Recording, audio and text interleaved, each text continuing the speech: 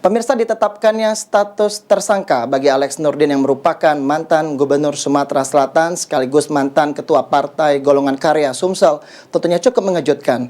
Pasalnya dengan penetapan tersebut merubah peta politik yang ada di Sumatera Selatan saat ini. Salah seorang pengamat politik di Sumsel, Bagindo Togar, mengatakan penetapan status tersangka bagi Alex Nurdin dalam perkara korupsi di PD-PDI tentunya cukup mengejutkan bagi masyarakat Palembang. Dikarenakan selama ini nama Alex selalu disebut dalam perkara korupsi lainnya, yaitu Masjid Sriwijaya.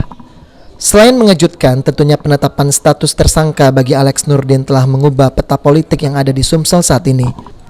Karena Alex merupakan mantan Gubernur Sumsel 2 periode dan Ketua Partai Politik Golkar 3 periode. Ini sangat berpengaruh, peta politik di Sumsel terkesan berubah, khususnya apalagi karena dia mantan Ketua Partai Besar 3 periode.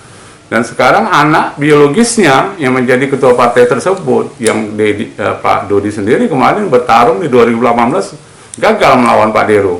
Dan masih ada niatan-niatan pun atau upaya-upaya Pak Dodi untuk bertarung di 2024. Sementara itu, untuk Partai Golongan Karya Sumatera Selatan sendiri menurut Bagindo harus segera mengkonsolidasikan para anggotanya dan tidak mengambil momen atas kasus yang menjerat Alex Nurdin itu sendiri.